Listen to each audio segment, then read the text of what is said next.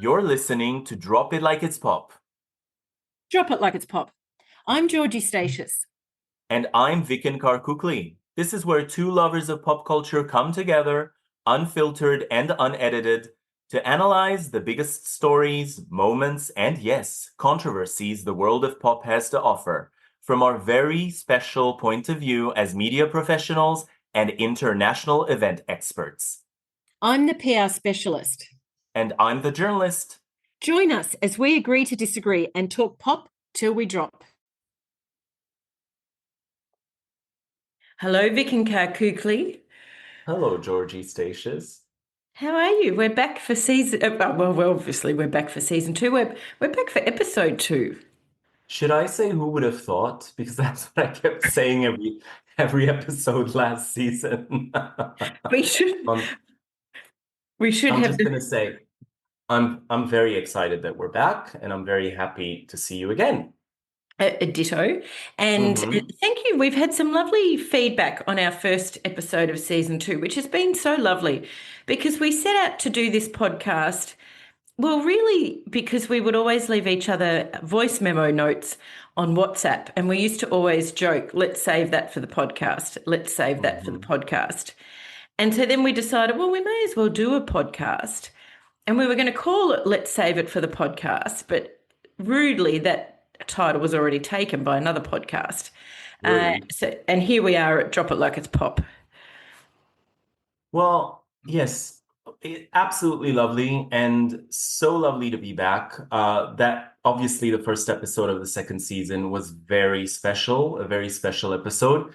And we got some very nice feedback from people about that episode. And I'm actually really happy that we went to a place that was so personal for both of us and that we were able to share so much of what we did because it ties in with life and so many of the topics that we're going to discuss this season and that we've discussed in the past. So it was a very special way to kind of come back and explain also the year-long hiatus that we had between our two seasons.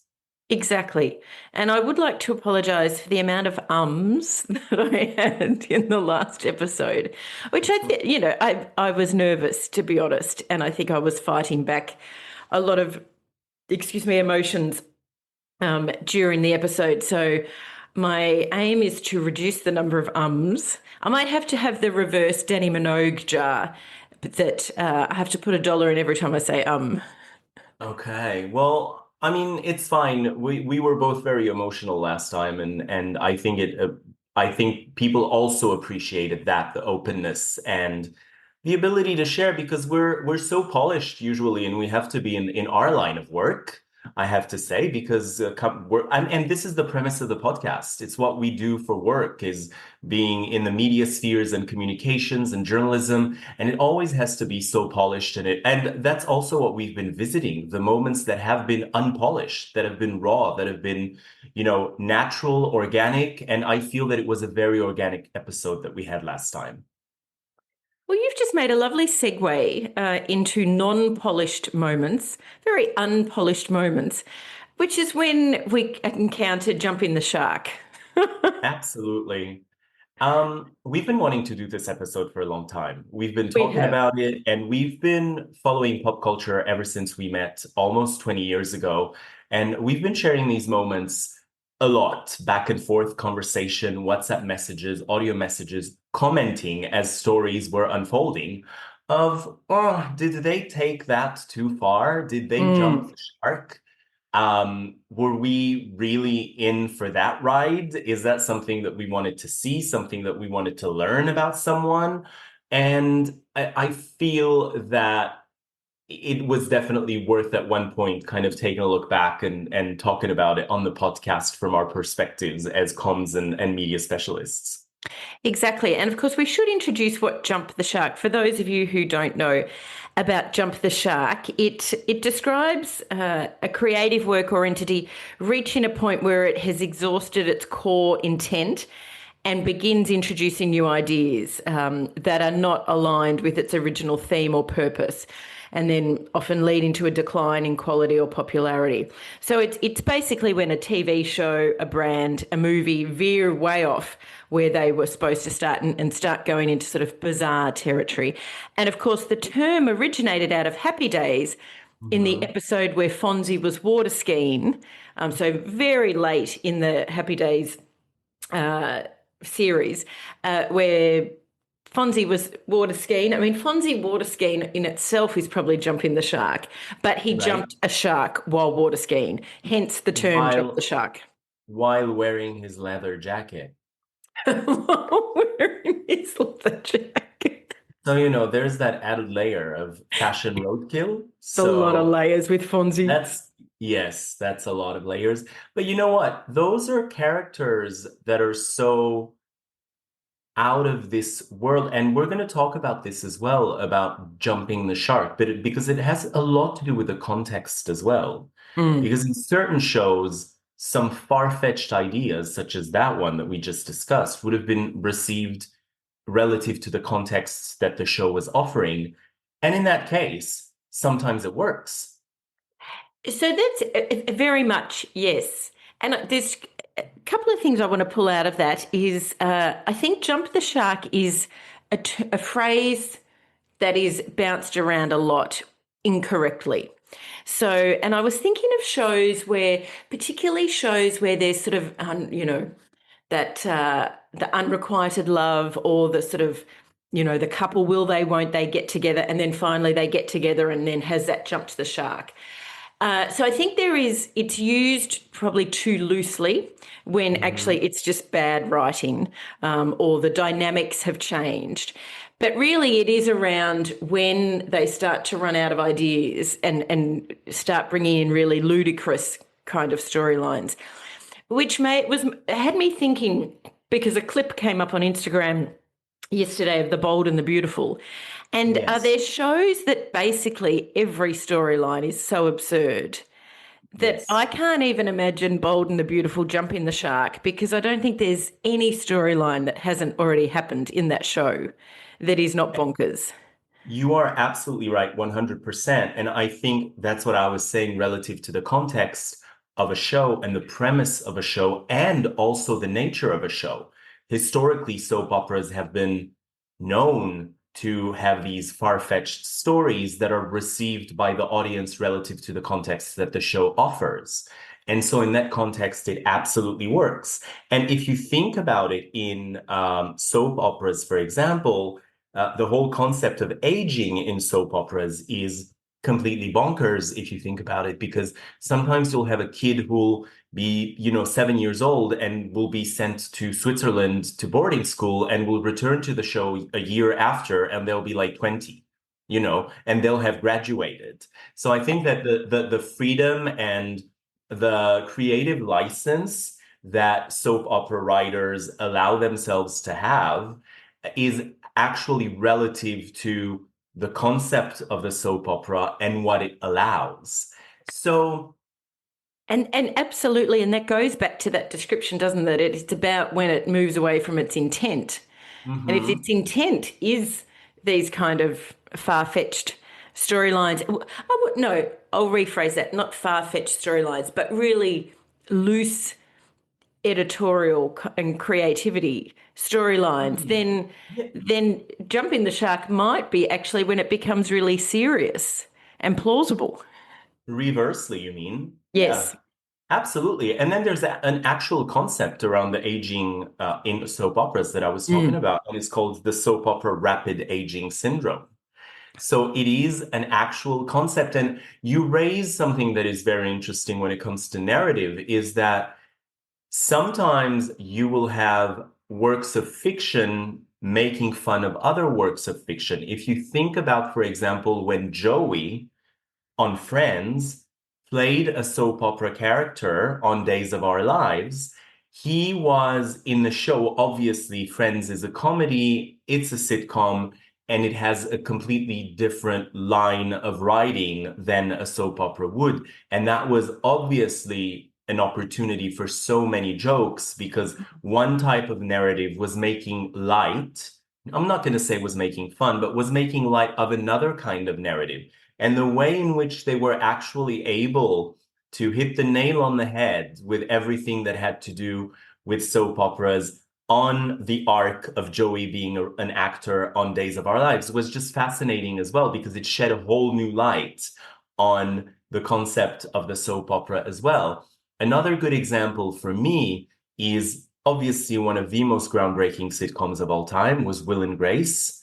At the turn of the century, first time featuring a lead character who is a gay man. And obviously, there were a lot of very groundbreaking aspects to Will and Grace and a lot of very grounded narrative content on the show. But at the same time, if you think about the character of Karen, who was completely unrealistic, completely unabashed in ways that wouldn't even, I mean, her age was always a question. She would make historical references of people she had relationships with, but from almost centuries ago. So you had no idea how, well, you had no idea what was real and what wasn't. And it was a very good way of kind of questioning, creating this complete alien among a show that was otherwise quite grounded. And the topics that Will and Grace were dealing with back in the day were really groundbreaking. Yes. When you were talking then, it's funny. I mean, I loved Will and Grace, and you're right. Everything about Will and Grace was very, set in our current time. It was very real. But then you did have this ludicrous character of Karen. And as you were talking then, it actually reminded me of Nessa Shanessa Jenkins, from Will and Grace, not from Will and Grace, from Gavin and Stacey, because that's another show that is very grounded, very real. Yet you've got this character that same thing, references people she's had relationships with, references jobs, her age fluctuates 60 years half the time. And even the characters will kind of look at her and go, is what she's saying real? But it actually, it becomes a joke, but it doesn't throw the storyline or the show off track. They somehow balance it like Will and Grace, that the character doesn't become a caricature, which is such a fine line for both Nessa and Karen's characters. There's just enough that they can become a caricature, and certainly they're both characters that can be embraced in things like Mardi Gras, because they're quite distinctive, but they don't.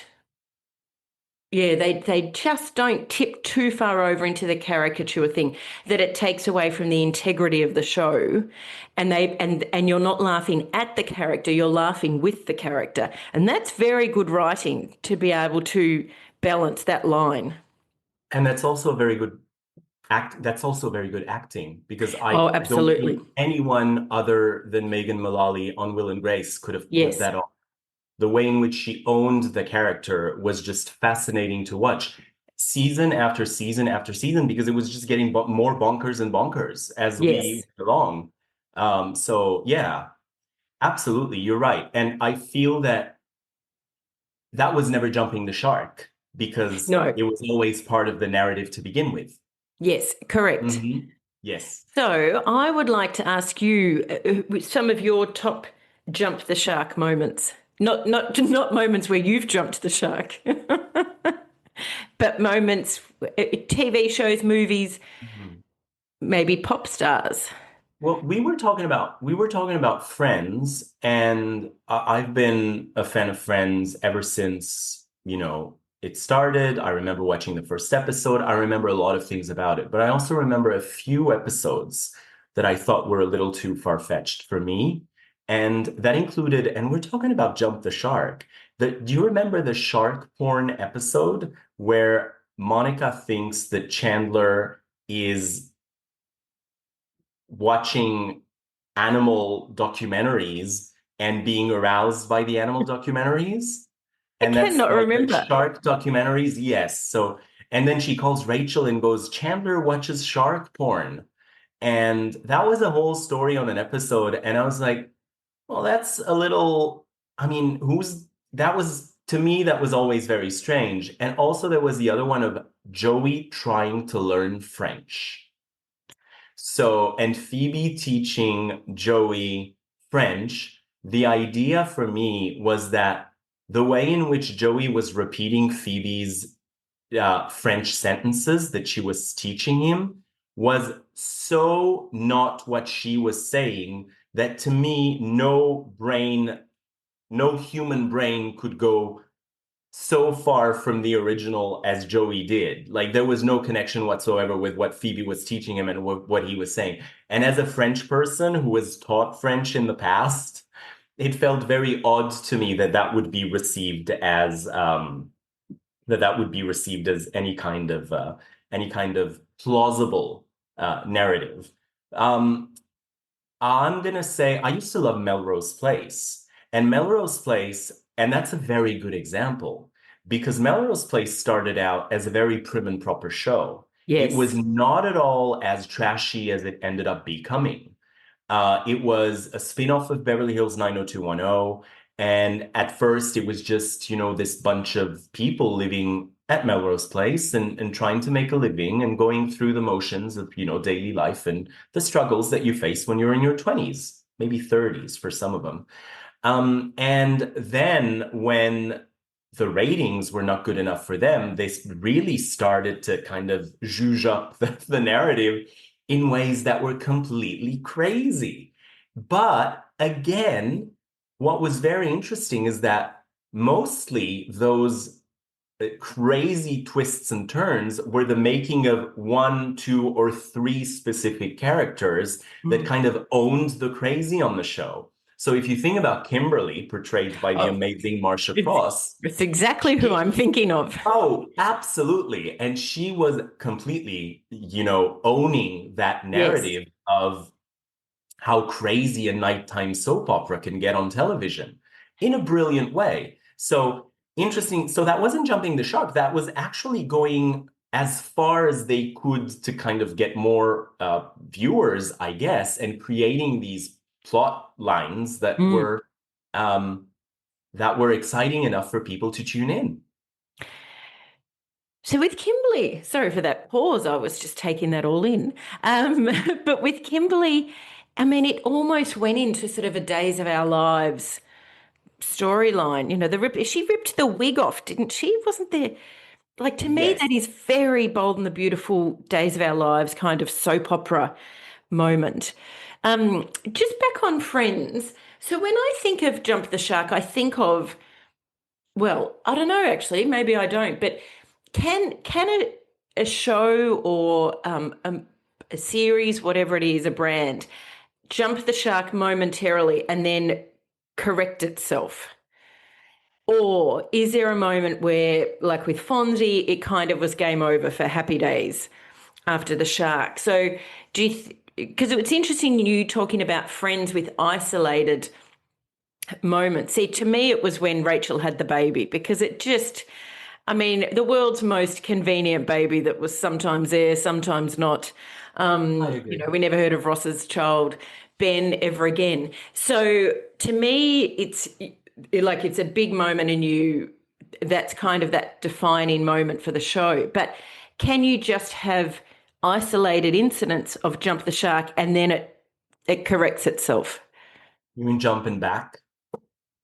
I Well, mean, you know, I guess you could, but what I was thinking was, and I agree with you on the Rachel thing and having the baby, but I think there is also, it was convenient for the narrative, but it was also convenient for the viewers. Like yes, you're willing to overlook those things if it kind of serves the overall narrative. Oh, and at the same time, being aware of some of those things, because they had to keep a balance of the characters staying what they were in a yes. certain kind of way. So I never looked at Rachel having a baby as jumping the shark. I'll throw it to, I'm thinking on the Big Bang Theory. For Mm. me, when for me, the show jumped the shark. They lost me at least when the character of Bernadette became a full-on bully. She was always like Yes. she had a personality and she was always opinionated and kind of reserved, but you knew that there was something underneath it. So it was always very interesting to see how she was navigating being nice, but at the same time being very assertive and strong. But at the end of the show, she was just scaring everyone. Like she was kind of everyone was kind of terrorized by Bernadette, which I never thought was first of all, for someone who gets triggered, a nice thing to watch. No kind of bullying for anyone who's ever been Mhm. bullied will be an acceptable narrative unless there's a lesson to be learned at the end, I guess. But it was never in a way where it became very, very matter of fact that Bernadette would be Yes. a bully among the group. And I guess I mean, with a series like Big Bang Theory that went on for so long, Yeah. there must be a point where they almost have to jump the shark. I mean, I think Seinfeld jumped the shark in their very last episode.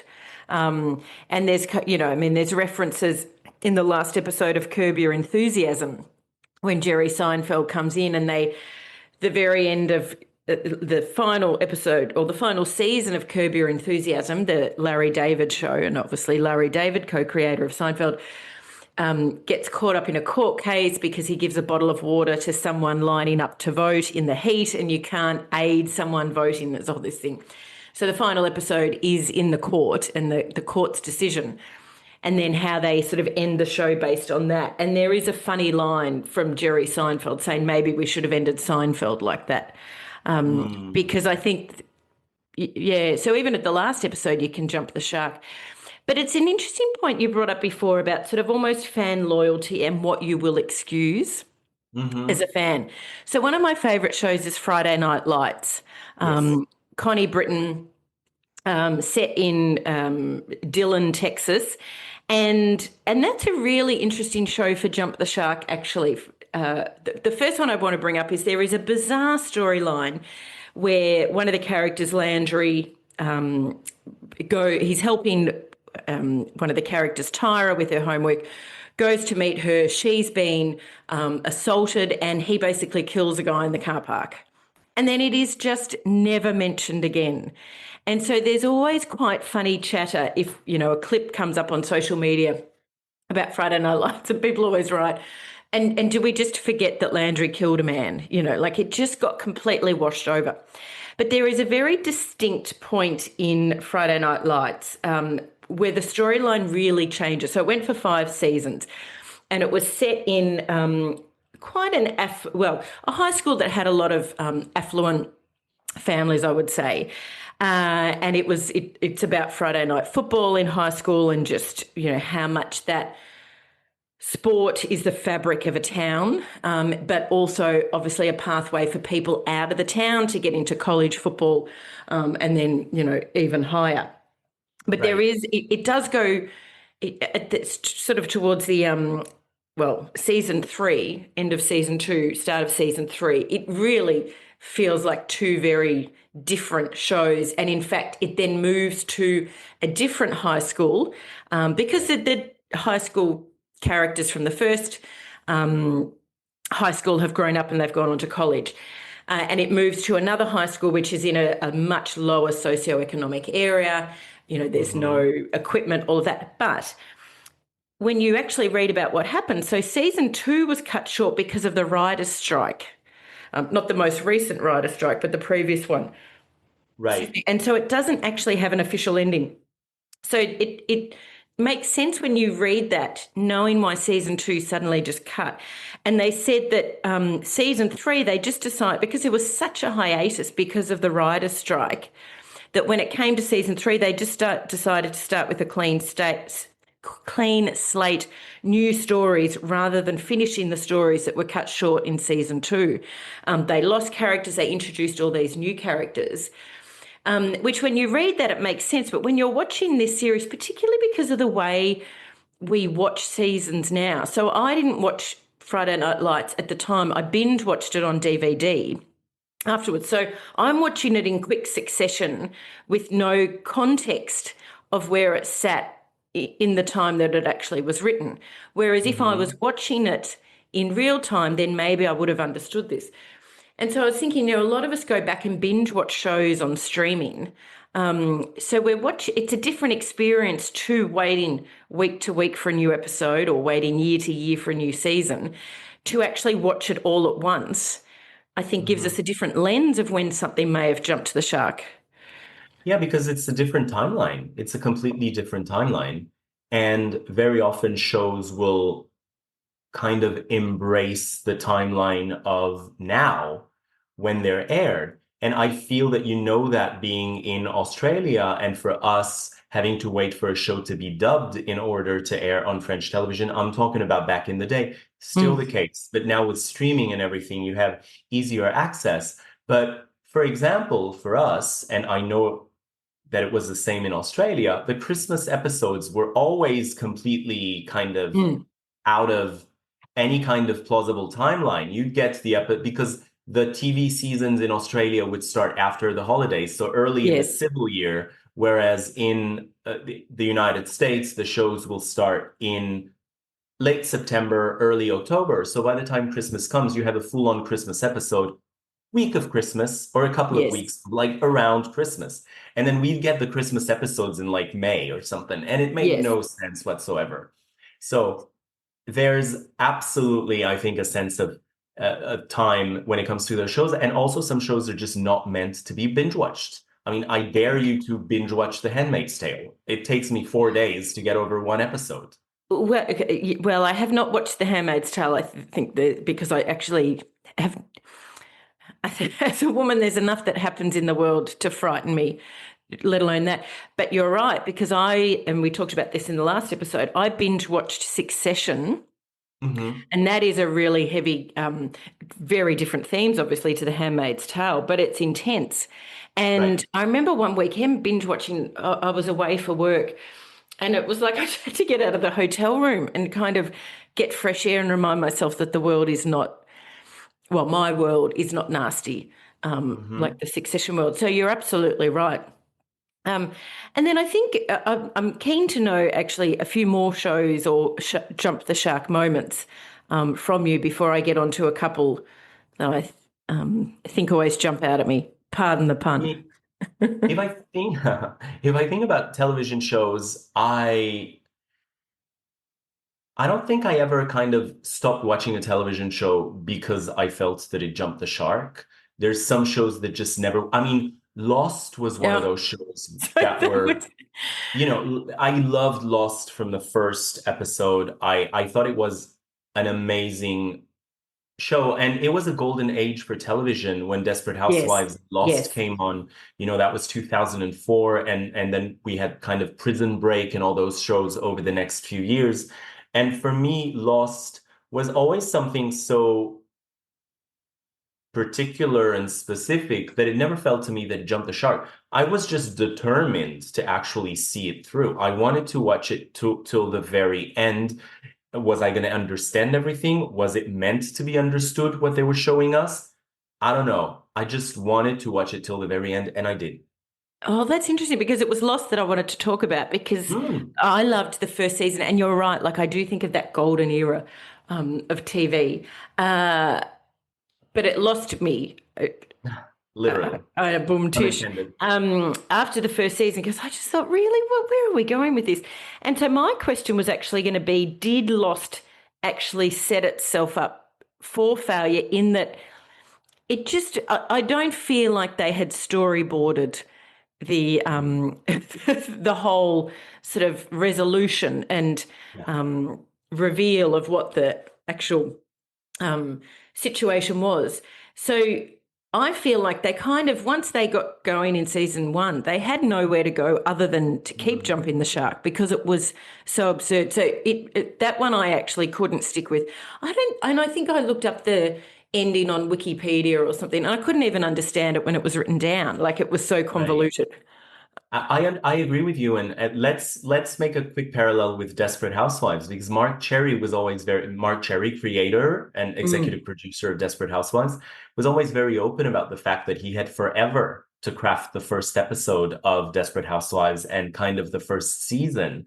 And then Mm. you get so little time and things become so crazy with a show that successful that you end up being um, kind of thrown into a machine that makes it very Yes. hard for you to take the time to really think everything through.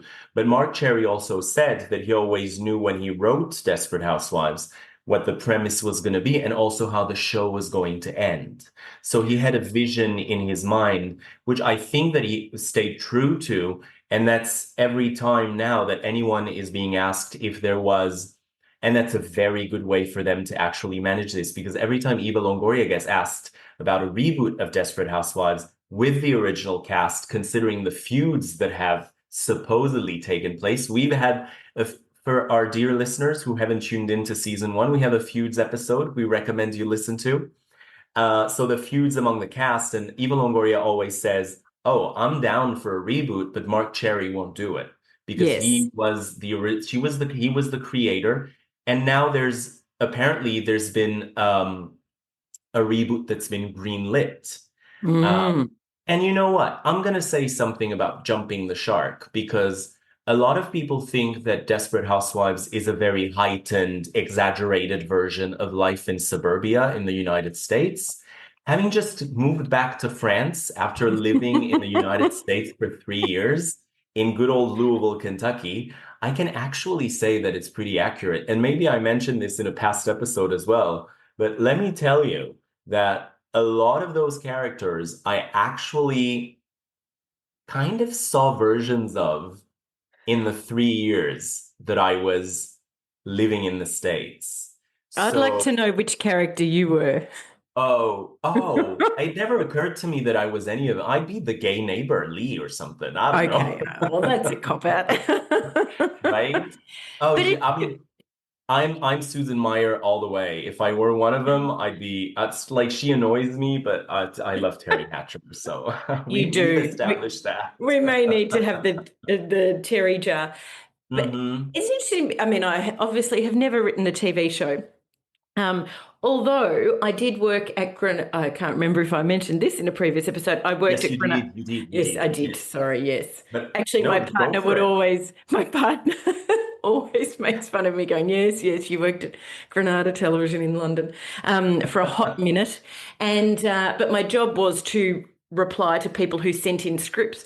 And these scripts for whole seasons of shows were Hmm. were fully developed. Yeah. You get lever arch binders of scripts. So it does surprise me when someone says they, could take ages to write the first episode, but then they had to quickly write the next ones. Because in my head, if I had an idea for a TV show, Right.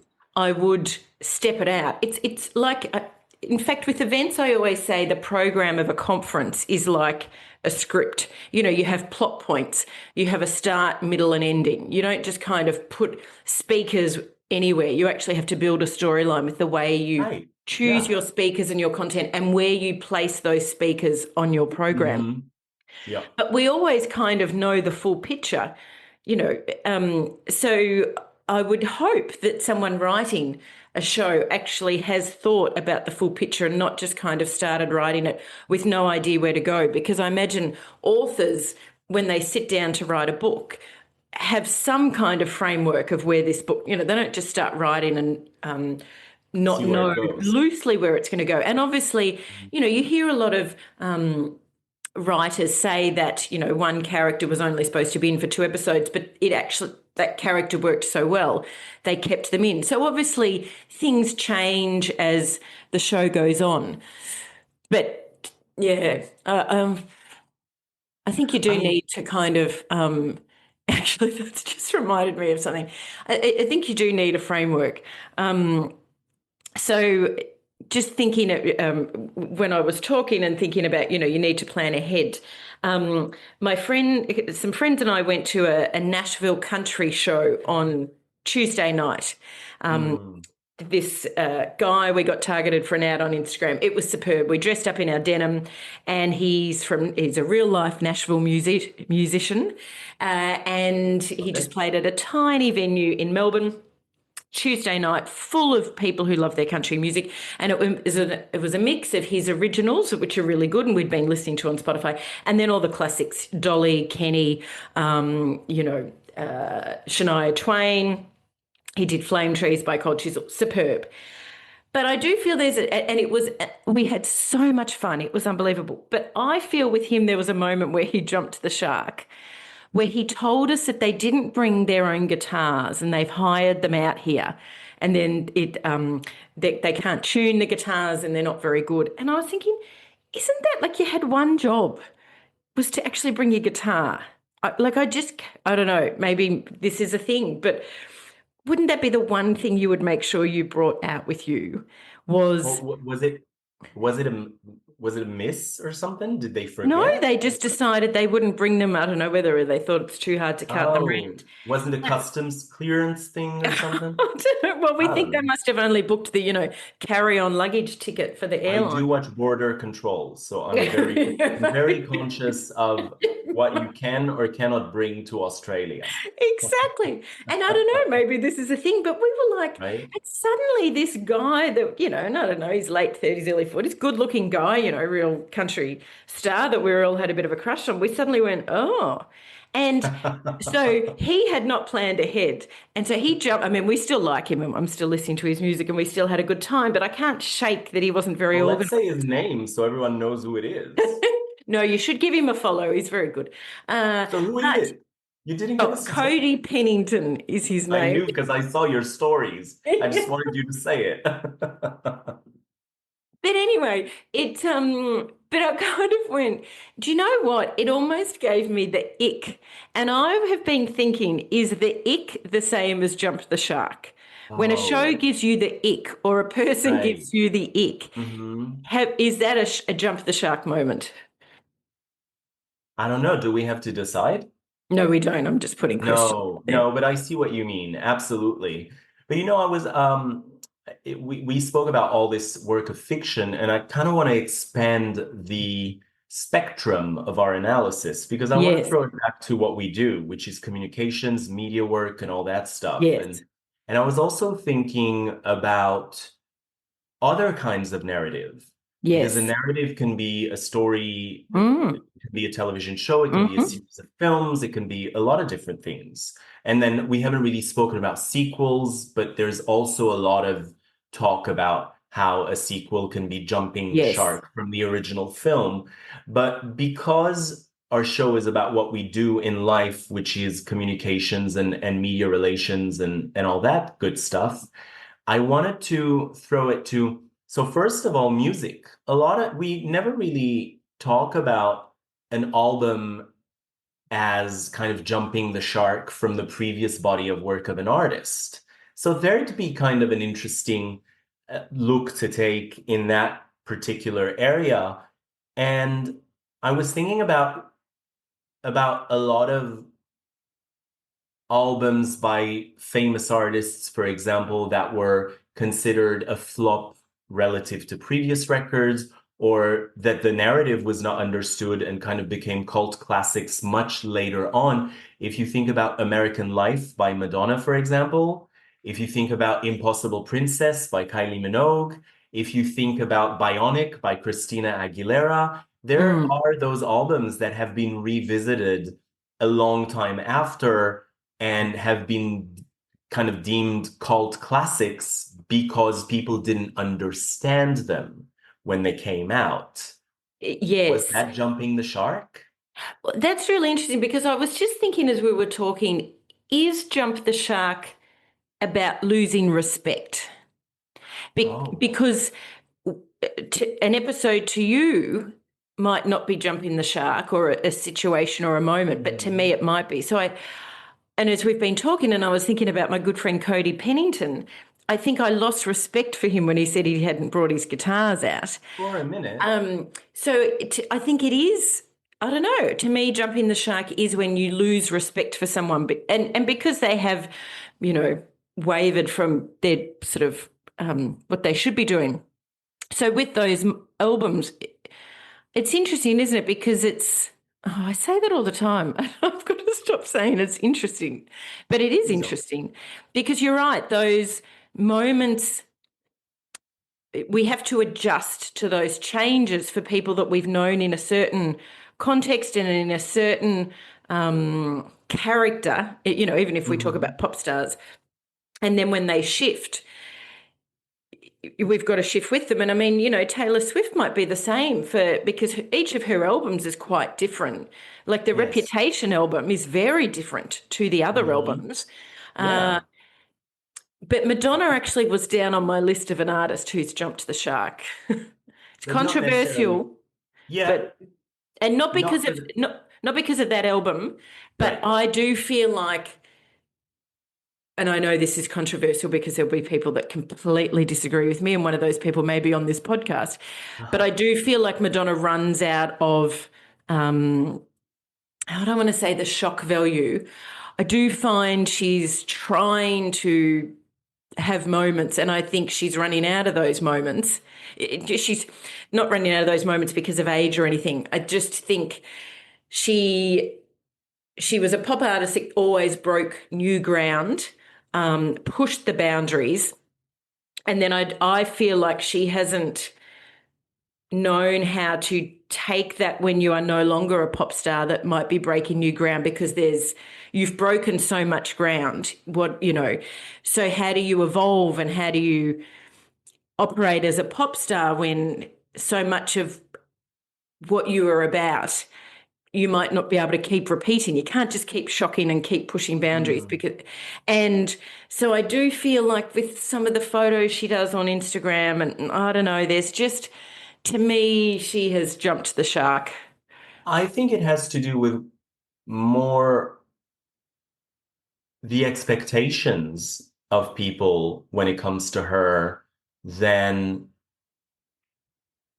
I think she's created something that has made people expect certain things from her. So pushing the envelope, but at the same time, standing for some values Yes. and promoting those values. And I think that I think she's just living life at the moment, Madonna. I think she's just doing her thing. And I think she's broken enough ground in her career that I don't think that she's trying to prove anything anymore. And I don't even know what the expectations are when it comes to Madonna, to be honest. I think when I see her narrative on social media, I still follow her and I just still find it, yeah, I just see a woman living her life with her Mm, family and just going about her business. I don't go into her narrative looking for more of what she's given us for the past 40 mm. something years. I think she's given us enough to kind of sustain the momentum of the persona that she's created. Oh, absolutely. And I, Mm, I was more thinking, is it the expectations she's putting on herself? yeah. And I'm certainly not coming to this from people need to age gracefully. I don't mean that. I don't care what she does, she can do. But yeah, I mean, I think it I would be mean, hard. I think it's hard to be someone so iconic that is mhm, known for so much. And then yes, you're right. What are the expectations? yeah. Um, and do you put those expectations on yourself when in fact people don't? As you say, she's done enough. And that's not to say that because she's done a certain amount, her creative, I was going to say urges, her creative Yeah. motivation doesn't just Mhm. stop and she goes, well, I've done enough. Because if you're the kind of person that is creative like her and is always looking for new things, that's going to be your whole life. Mm. Yeah, and Was that her it was her Guy Ritchie moment when she became Madge and Miss Prim and Proper English, was that jumping the shark? Because she had a real moment there in her English manner phase. Yes. Yeah, absolutely. Again, I think she was just living life. I think she was just Mm, doing whatever she felt like doing. And she had already been so famous that she had already reached kind of a point where she didn't maybe have anything to prove anymore. But another good example in that context would be someone like Jane Fonda, who has never stopped never stopped fighting the fight and still, uh, you know, um, promoting the values that she stands for in such a vocal way.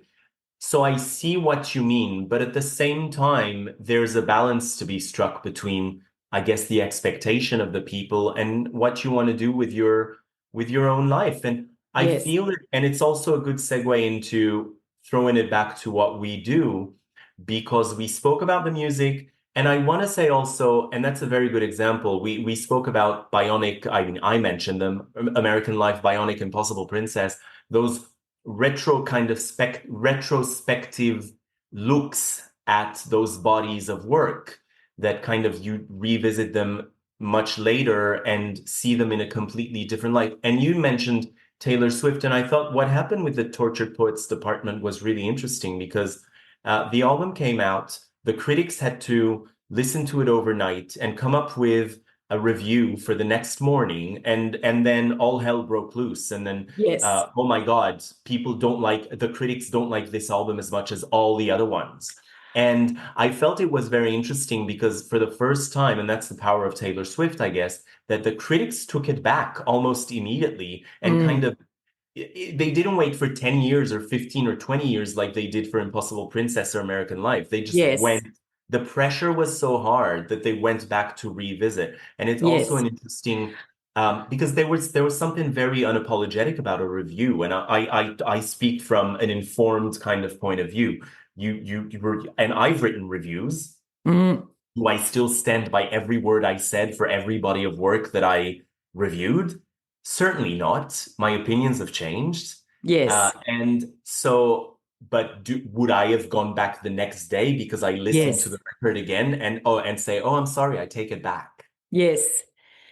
And well, I remember a very close friend of mine sending me quite a few articles about all the bad reviews for the Tortured Poets Society.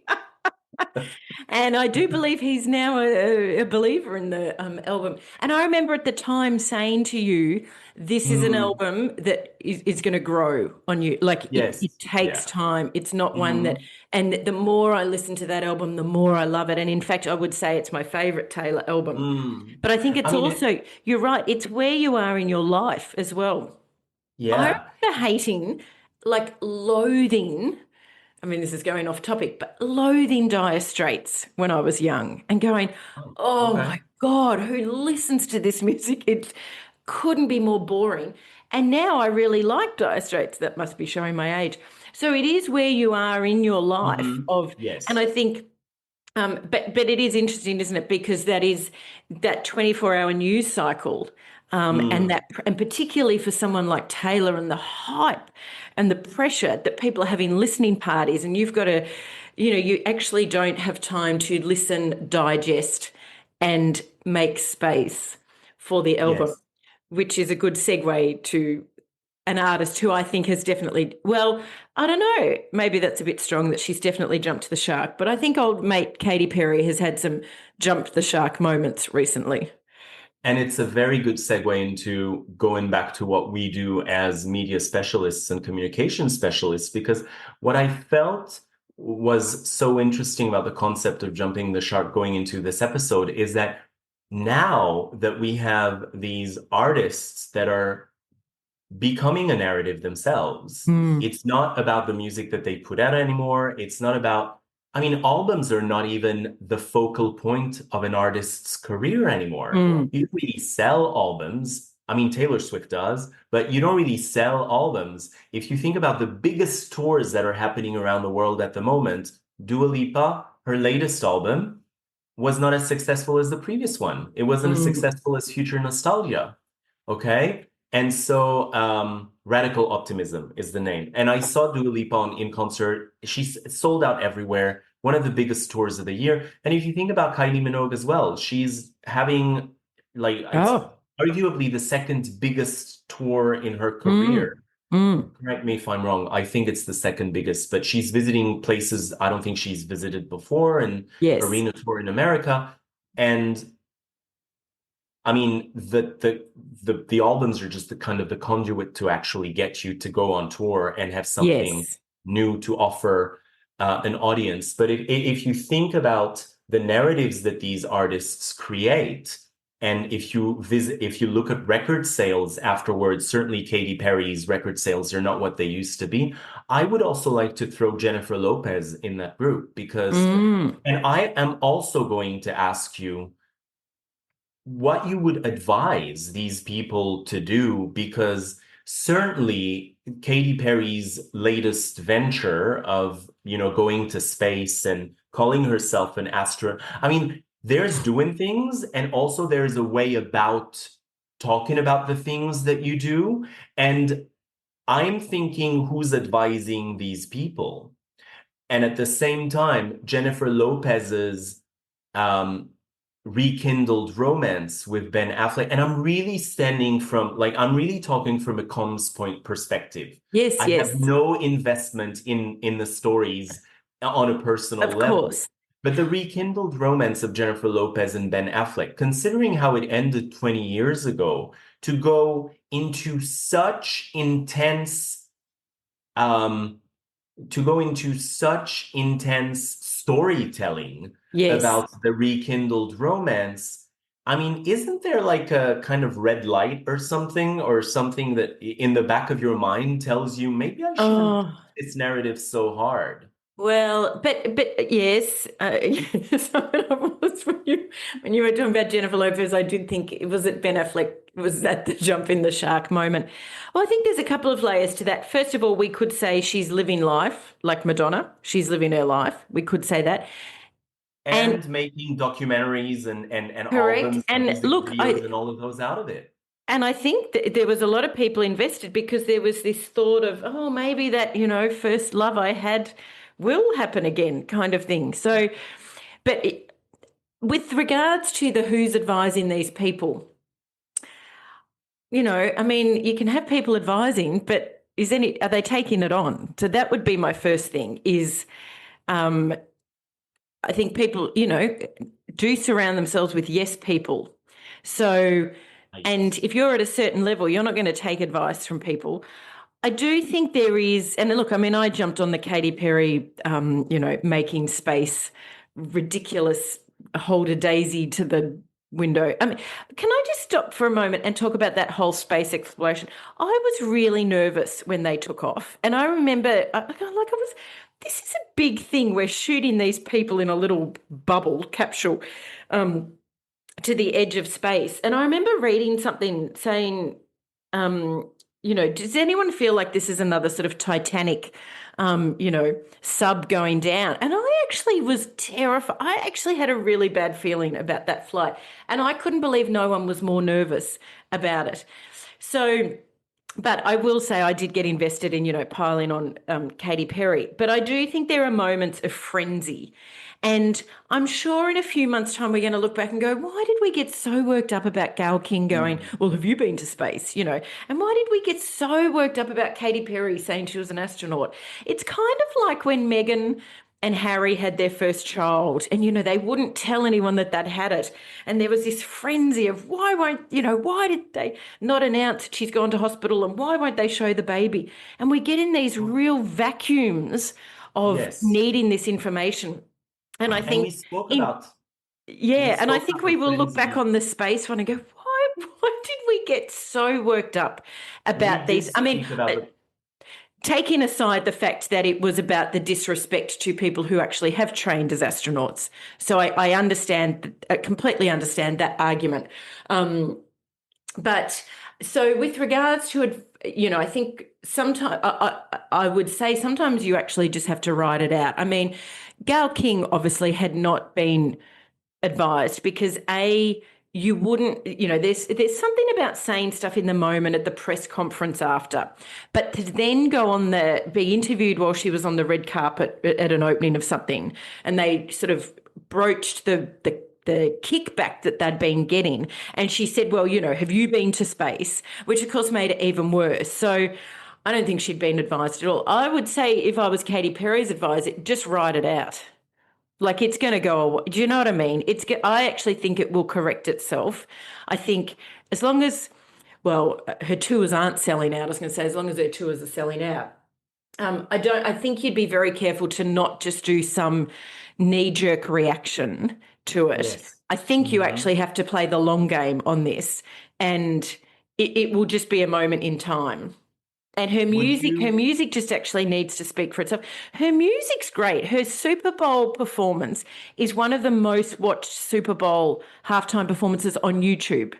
Not at the time, but it's But that was a decade ago, and certainly we've spoken about the media frenzy in detail in our season one episodes, in more than one episode, to be honest. It's been a recurring topic through the season last year. Um, I agree with you to a certain extent. Obviously, you have to write it out. There isn't anything else you can do at this point. Kind of I lay think low. you've got to go back to your true core, which is kind of what we Hmm. brings us back to Jump the Shark, which is when people veer from that original core and that intent. But at Um, the same time, Katy Perry's tour has been made fun of as well for a lot of its for a lot of its artistic design. yes. She dances with sharks on stage. Katy Perry, she does that. Maybe she should jump over them. I don't know. Look, I agree, and I mean, I haven't watched any of her tours in its any of her concerts in their duration. She did play at the grand final halftime opening act last year. With our good friend Here. Tina Arena. We don't Oh, have a jar we anymore. don't have a jar. But yeah, I mean, there's certainly a lot of snippets on social media of, but snippets of choreography. I'm sure there's snippets of Taylor's choreography that's bad. I think with Katy Perry, it's actually, to me, it's her costumes. Her Oh, wardrobe is it's like, but maybe she just wants to own that. And if you look at some of her film clips, they are very futuristic. So she's never yes. tried to do it's not like a cardigan or something by Taylor Swift.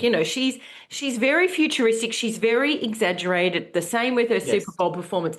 So she's actually not moving away that far from what she No. has been. She has been that kind of cartoon character, I I stylistic. I've seen Katy Perry in concert, and I have to say it was an incredible show. It was so Mm, euphoric, and I came out mm. of that show so incredibly excited. She's a great artist, and that's not taking anything away. My train of thought is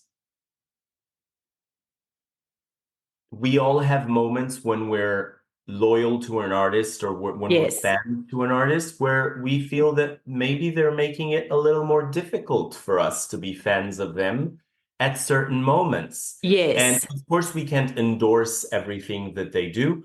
I guess that Katy Perry just had one such moment, but I was still keen to kind of see where you would have taken that had you been, advising Yes. or in So the room. yeah, so my question is, have we heard bad press of her concert by people who've been to the concert? Because I don't think we have. I think we've seen a lot of fun poked at her concert by Yeah. people who are not her fans.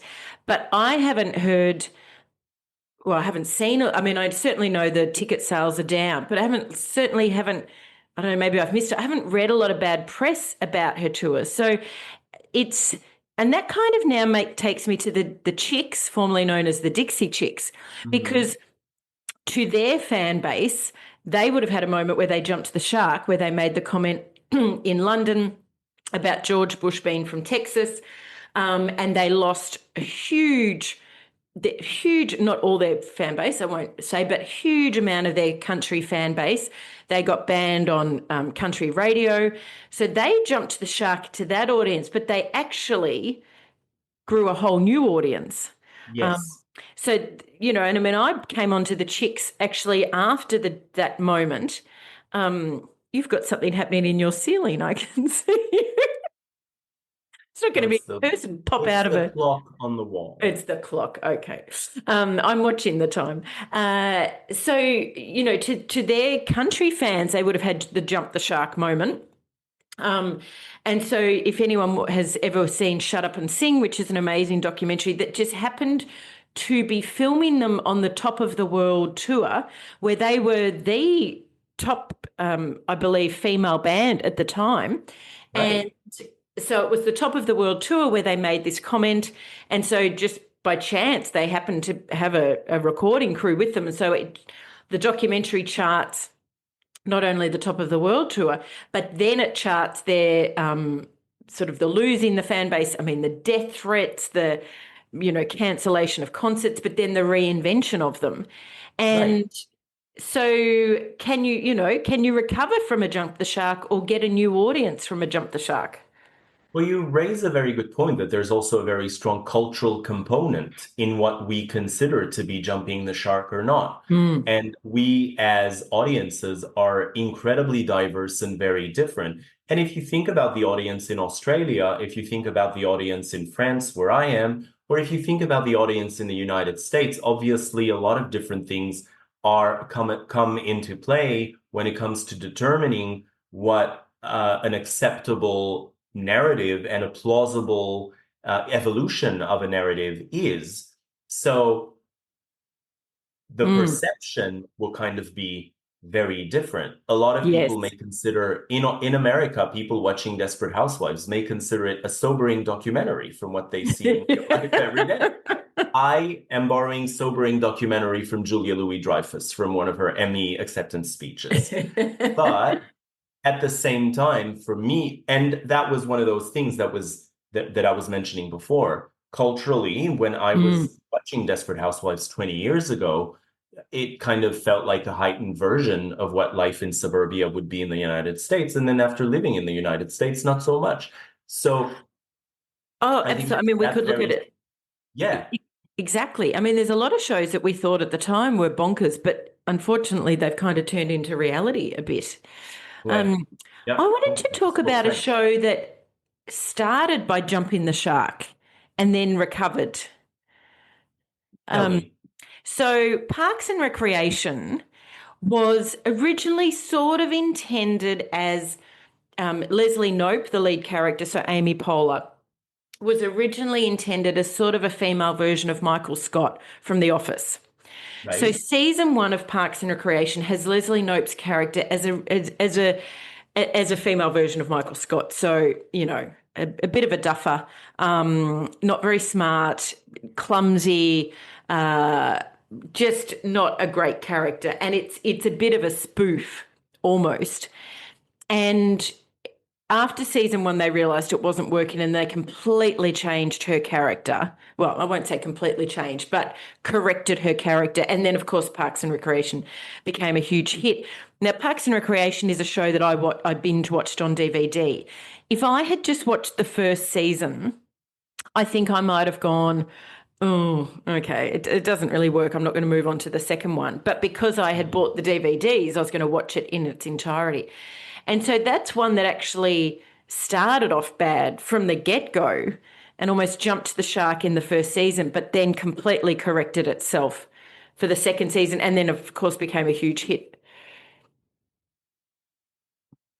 and it kind of ties in with what we were saying with Mm, Melrose Place before, mm, was that starting off as an exaggerated version and going into some kind of normality, or the other way around. There's so many different versions of what we could yes. consider jumping the shark. Exactly. And as you were saying, it's about context too, isn't it? I remember my partner and I got onto Brooklyn Nine-Nine. It was on SBS. No one was watching it. We thought it was the funniest show. Yep. Adam Sandberg from SNL, Adam Andy. Andy Sandberg from SNL. So Right. it's set, it's a sitcom. It's got everyone and anyone that's ever been in Veep, Parks and Recreation, Will and Grace. Like it's just sort of all the bit characters of the who's who. Anyway, Right. we watched the first season. And I think we went out and bought the DVD so we could binge watch it after watching the first few episodes. We thought this was the world's funniest show.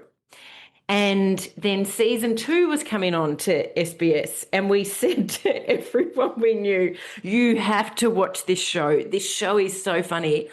And we sat down and watched the first episode of season two and went, oh. Oh. And we were like, why did we find the first season so funny? Now I can watch snippets of like subsequent seasons and laugh, but it certainly wasn't as funny. But maybe we were just in a moment where we were kind of like, wow, what is this comedy? This is hilarious. But, Hmm. and we just remembered revving everyone up. You've got to watch Brooklyn Nine-Nine. And then, yeah, tune into season 2 going, oh, why did we find this show funny? But I think it wasn't to do with the show. I think it's just where you are in life at the time. Right. Yeah.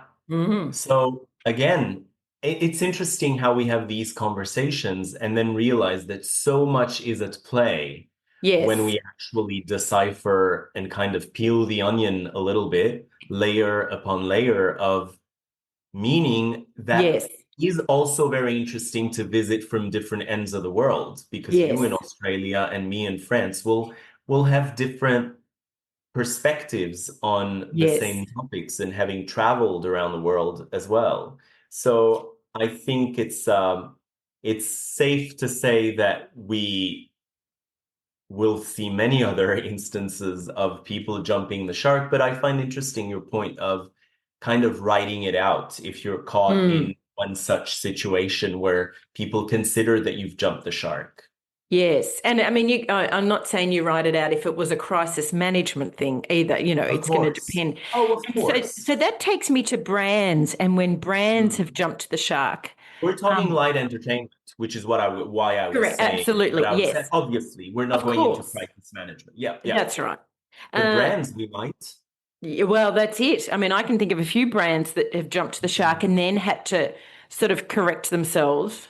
I mean, the biggest one for me is the Pepsi ad with Kendall Jenner.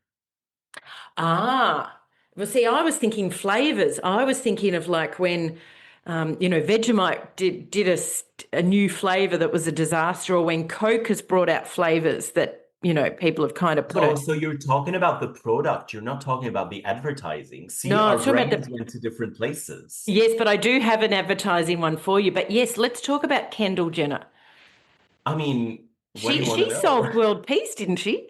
I think she Well, I I'm think she kind of, united the world because well, she yeah, a little she bit. And opened then that can. but that ad was so, and then it kind of makes me feel how out of touch can people be in some rooms where, and we're certainly going to talk about these crisis management situations or when a narrative is brought out into the world. I'm going to reference it now, but the whole situation with Carla Sofia Gascon and Emilia Perez, Oh yes. the French film in Spanish that Yes. was slated to be one of the biggest kind of stories at the Mm. Oscars this year and ended up being something completely different. We'll come back to that in a future episode because that's an interesting crisis management situation.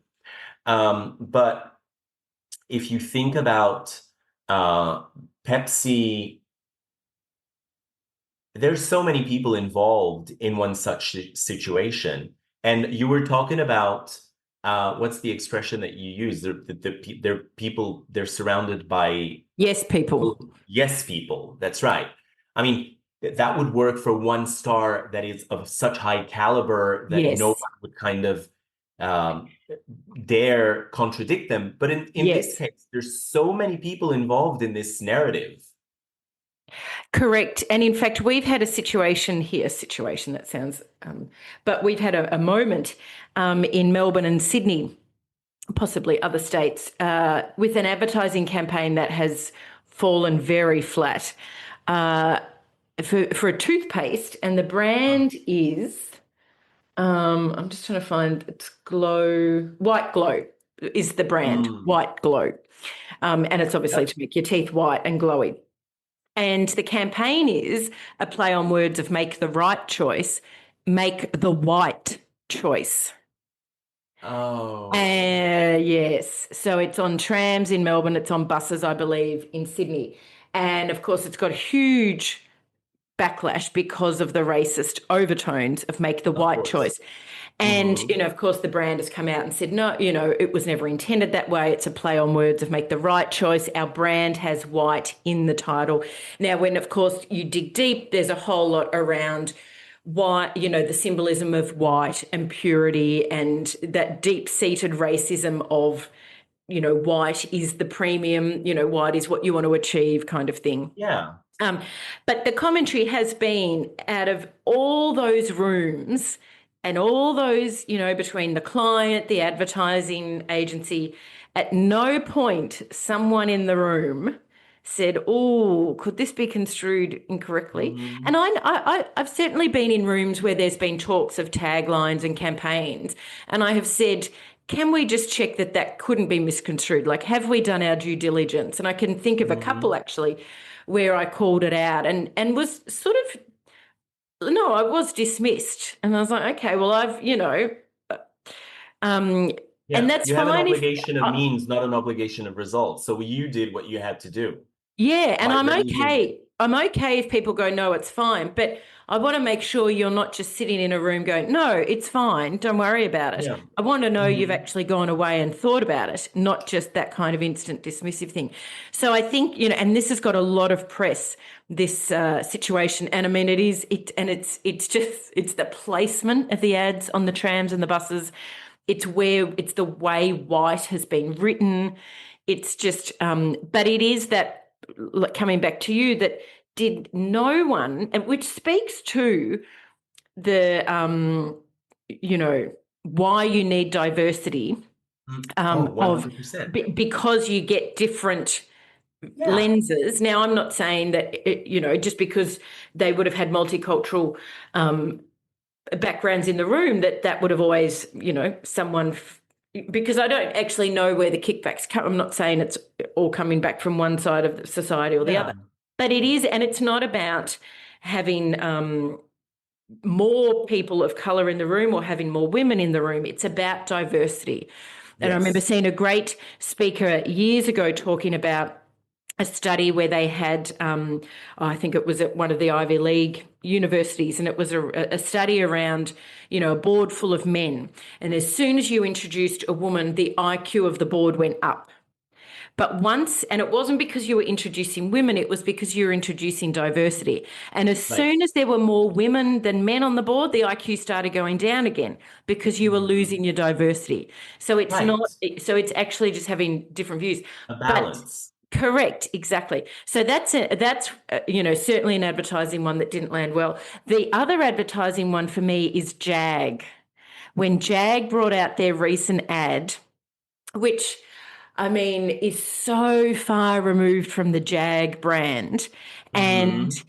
it's, they've changed the font. It's like it's been done by, some new young creative, and it is just the backlash that Jag got over that advertising campaign. And as someone who has a Jag in their household, and we like the history and the, Hmm. even though we know Jags aren't made in the I UK did anymore, not but know that. there's history to Jag and the sort of, I'm not going to say the status, but it was very jolting. And reading the comments on, if you, all you need to do is go onto the Jag ad on YouTube and just read the comments, because they're clearly going for a different demographic with this ad. Mm. Which makes me, I mean, there's a whole lot of questions around it, and to the point where people actually thought it was an intended stunt to get press because it is That's the, just yeah. so off brand for them. And I'm all about brands evolving, but this one makes no sense. And I must go and have a look because I don't think I've even seen any follow up. Like, I have a feeling this will be a blip on the Jag journey that we will just And I never think, speak of again. And we'll go, remember 10 years ago when Jag brought yeah, out that really odd ad? I, yeah, I think it has to do with how invested people can be when it comes to these things Mm. and what it means to them personally. And we've had many instances in France, for example, where the country went crazy because the weather forecast lady changed her hair color. And that would have been an instance of jumping the shark for them because of, the weather forecast in France is the most watched television program. So people are I mean, every conversation in France will start with the weather. So but also because of what these people represent in terms of they represent something that's familiar and that's something that's comforting and someone that you know, and you don't want them to change too much because it will make you feel less comfortable with them and Mm. with the mirror effect that it has on you, that things are changing and you don't. So there's so many things to be said about that as well. Well, I've got one word for you. Yes, please. Felicity. Oh my God, I mean, yes. there's a haircut that really, oof. Yeah. Oh, absolutely. It was Kerry Russell went from long flowing locks to a pixie cut, and not and she everyone was on board. addressed Mm. one of the Hollywood Reporter roundtables, she addressed the story of, I mean, had it been, I mean, back in the day, the only kind of way you could realize would be through the stories in magazines and through ratings. Is it because of Kerry Russell's haircut that, the Well, there's a show's ratings uh, yeah, I mean, there's went a lot of down? commentary around it. I mean, Yeah, there's a she was on the Armchair podcast with Dak Shepherd, talking about it and the whole process around, that she went to get the haircut and what happened when she turned up on day one of filming. But just coming back to the Jag thing, because with the ad, there was certainly, are they going for a younger audience? Because Jag is a pretty stuffy brand. Like it's right. an older person stuffy kind of car, Mm. which is why people Uh-huh. like it as well, because it used to be sort of status attached to it. Um, but you can't make a product young and funky by just changing the advertising, because the No. product has remained the same. Mhm. You So got to that's change the that's product. that's an element I found very interesting with that ad campaign. Is it was almost like a Benetton. Oh, I don't know. It reminded me of Benetton in the 80s. Yes. That kind of advertising campaign, but far more futuristic and in the 2000s. But the Benetton ads suited the Benetton brand. Right. You've got a car that has not changed, but you're trying, the advertising is changing so vastly. You can't, yeah. I mean, that would be a I mean, whole the marketing Benetton discussion of, can you change a brand just by changing the ads without changing it the product? Benetton was a good example because they never jumped the shark because so little of No. their advertising was associated with the actual product. The Mm. advertising was a narrative of, we are going to display things that otherwise aren't, and that's the identity we stand for. And Yes. I vividly remember their references to war and Yes. AIDS and Yes. homosexuality Yep. and Religion. religion. Yep. So many of those, and very few of those ads actually, well, the ones that did actually featured, and we were talking about multicultural environments, featured very multicultural. The ones that were about the clothes were the most multicultural ads you could think of back in those days. Yes. Gosh, I Mhm. loved Benetton ads. And I Yes. always, because they were just so cool and edgy, but maybe it was that social justice that attracted me to them as well, because they were Right. willing to stand up for causes that were not popular, That's right. that were not spoken about, and do it in such blatant ways that you wanted to be associated with that brand. But you're Mhm. right. I mean, I never saw many of the Benetton clothes in the ads, but I can vividly remember the ads. And I just thought, oh my God, I mean, I remember buying a fake Benetton tracksuit in Thailand, and I was very excited. But there was a very heavy component in those ads of the clothes make the man. Yes, yes, So that was very in their references to war, to religion, to yeah, there was a lot of that component in there. If you look into it, yeah, that's an interesting one. very good. Yes. Anything else before we jump the shark in this episode? Look, I feel that we've covered a lot of ground, and I'm actually Mm, very happy with the conversation that we had today because it can feel it can almost feel like a dated concept, the mm. jumping shark, because it kind of got its name from a television show from Yes, so long ago. But at the same time, so much of the concept relies on so many other factors that are so relevant today. So, exactly. and cultural expectation wise, and we've covered all of them. Well, I'm not going to list them Yeah. again. And I think it does come back to that, we just consume content so quickly these days. Hmm. And so immediately that we don't actually have time to stand back and just consider it. And everyone is Right. quick to jump to opinions, jump to conclusions, which we didn't used to do. I mean, obviously, we are talking about a phrase that is very old, but I do think we view things much more differently to that we used to because there is just this burn and churn of pop culture content. And And of there's course, also No, I was going to say there's also this whole new kind of, I mean, it's not new, but compared to when the concept of jumping the shark came out, there's yes. this whole heap of content that you can tap into, which is the comments and everything. So all of Oh, that is much absolutely. more visible. Back in the Correct. day, you had to assume, or people in the know, or people in a certain position to actually make those calls would tell you, Yes. oh, here they're jumping the shark. Before, they Yes. were just water cooler conversations. Exactly, exactly.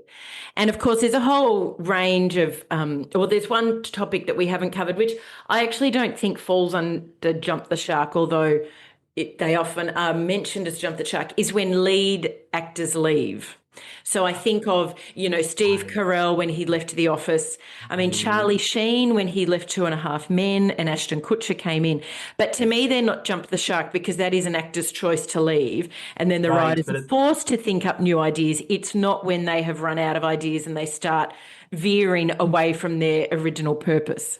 But if you think about jumping the shark sometimes, and sometimes it's just economic factors. If you think about the Yes. last season of The Practice, which is one of the best Mm. legal dramas ever, and I love that show. The last season, because of financial constraints, most of the original cast were let go, and they brought Mm. in a new leading man, and that was James Spader. And it kind of created almost a whole new show because most of the Yes. original characters had gone. And is that jumping the shark? When it comes to fight, we don't really consider the economic constraints as Exactly. kind of the impulse of jumping the Yes. shark because we have an explanation and it's not just Exactly. something that kind of Yes. sprung in the mind of a writer's room. That's right. Is Mm, Boston Legal a spin-off of The Practice? yes. Well, see, Yeah. then, I mean, I love Boston Legal with James Yeah. Spader and Yeah. William Shatner. Right. Um, Candice Bergen and James Spader won an Emmy for yeah, that season very of The Practice that he was on. well. There we go. Yeah. Interesting. I mean, I do think we'll look back on moments and go, why did we get so passionate about? Well, I mean, Kerry Russell cutting her hair. Why did everyone Mhm. get such in a spin about that? It's funny, but I think that shows how invested, as you say, we are in these moments and these characters and these people. And it is, and this isn't a jump the shark thing, but it just sort of, to me, is around when you consume things. I think Right. when it comes to actors who play Mr. Darcy in Pride and Prejudice, you have Uh-huh. two very distinct camps. So you have the camp of Colin Firth in the BBC, I think 6-part series, Right. I am firmly in that camp. But then you've got the people who didn't ever grow up with that, but watched the Pride and Prejudice movie with Keira Knightley, Hmm. and I've just, oh my gosh, the actor who played Darcy in that has just escaped my mind, which is terrible because he's one of the most amazing actors who is in Succession. Um, but and it's to do with when and where you consumed this content of where your loyalties lie.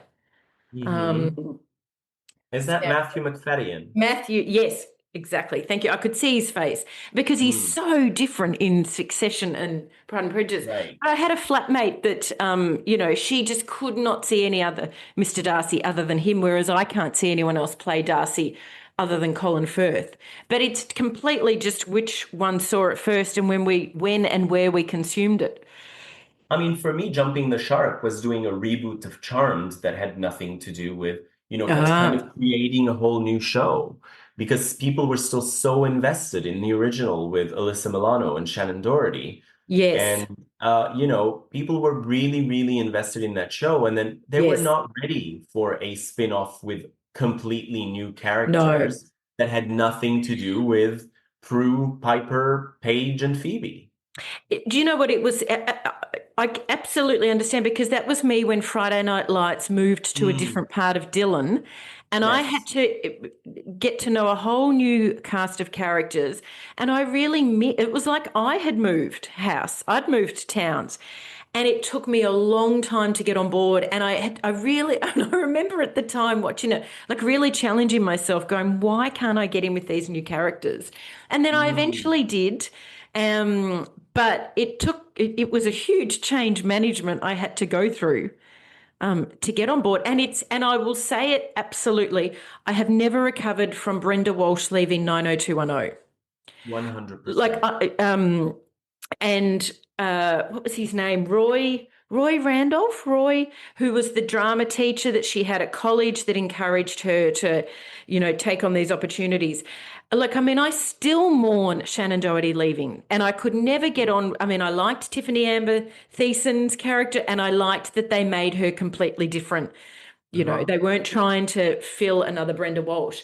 But I mean, that lost me. And I felt like, and we've talked about this before, I'm the same age as the nine at Beverly Hills 90210 cast. So when they finished high school, it was the year I finished high school. When they started college, it was when I started university.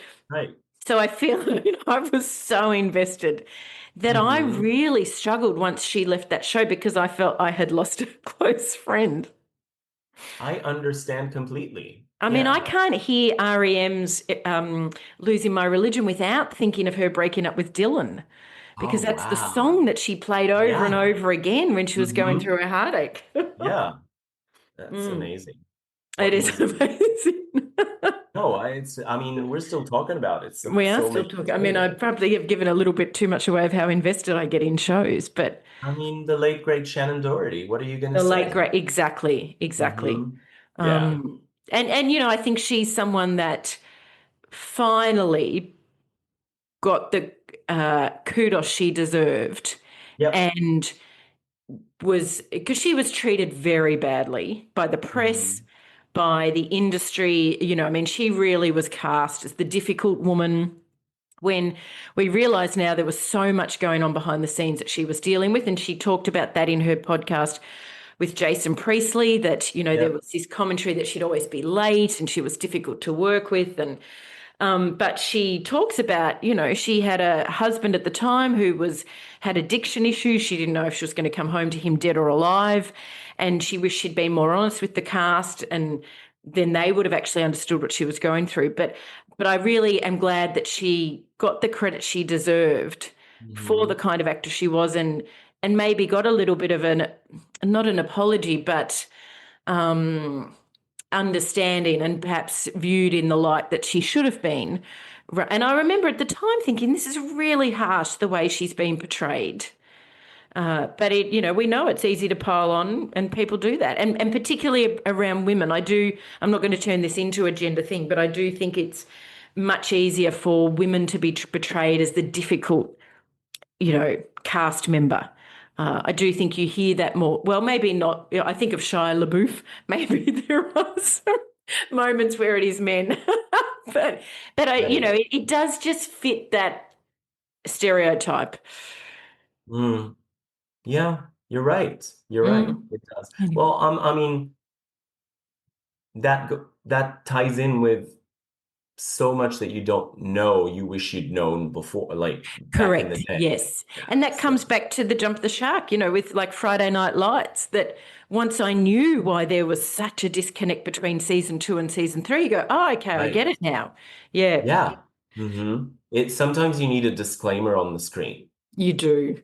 Yeah. No script writers were hurt in the writing of this show. Right. Or like I love a good commentary edition. Like when you Oh, yes. Hmm. absolutely. I think Yeah. we've talked about that one of the best commentary, and we miss those without the DVDs. We used to Mm. always get the commentary on the DVDs, which I miss now that we just stream things. But one of the best I've ever had is the Dirty Dancing one, which I Yes. think we've talked about personally before. I don't know if we've talked about it on the podcast, because the insights you get into the writing, the filming, the whole journey of that movie, and that they thought it was going to screen for like one day and then be taken down.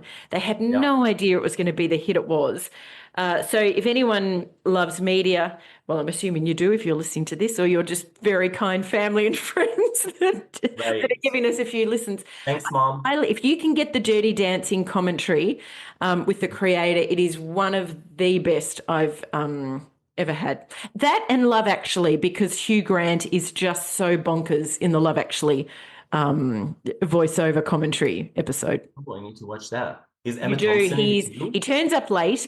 Then Sven, his golf pro rings halfway through. He makes Is Emma references. Thompson in there? No, it's Oh. it's it's Hugh Grant, Richard Curtis. It might be Bill Nye. I can't remember. Hugh Grant even makes comments about his mugshot. It's just Hugh Grant being Hugh Grant, Mhm. which is why we love Hugh Grant. We do? Mm. Yes. Well, that brings us to the close of this episode, I believe. I think it does. And we haven't had a Danny Minogue mention. Would you like to throw one in before we sign off?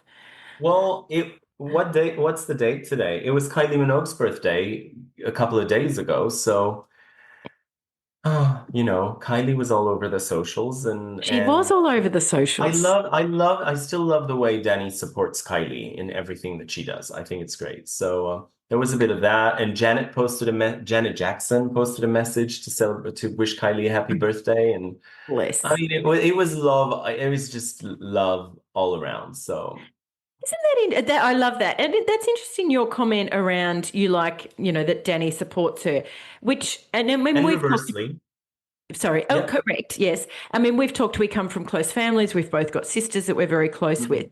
So to Mm. us, that would be the norm that you would support your sibling. But it Yeah. says a lot about the entertainment industry, doesn't it? That it is almost not the norm for perhaps them to be as supported as that.